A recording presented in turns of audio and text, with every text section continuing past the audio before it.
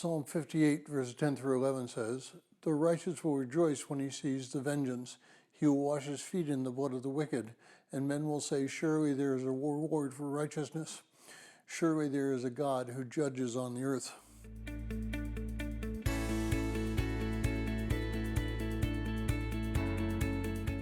Well, if you're joining us in reading through this 6-month reading plan through the book of Psalms, today's reading is Psalm 58, and I encourage you to read that psalm. Well, today is going to be one of those days that we scratch our heads and ask how such a passage could be placed in the scriptures. We are asking how God will allow somebody to write something that seems so hateful and so mean. Unfortunately, these thoughts come to us because of our society and the way our society thinks.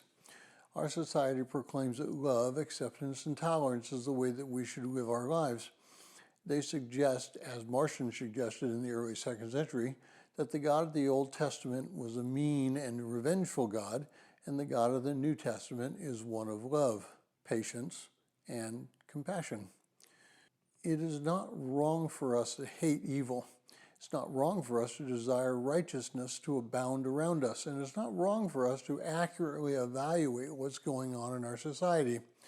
It's not wrong for us to ask that God correct anything that is wrong. What is wrong is when we hate those who are doing such things. It is not our position to hate anyone. It is our position and our requirements to love our enemies and to pray for them. See the Beatitudes. And it's for us to pray that they will change. When we as Christians decide our world around us, we must be truthful. We cannot gloss over the fact that our politicians lie.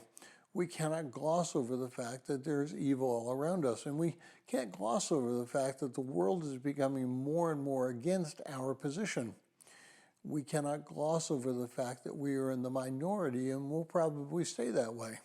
And we can certainly pray that God judge the world righteously. John wrote in the last chapters of the book of Revelation of the judgment of God that's going to take place in the world.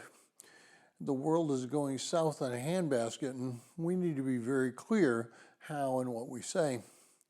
Our prayer to God should be that He brings righteousness and justice to the world, and that righteousness and justice should begin with us.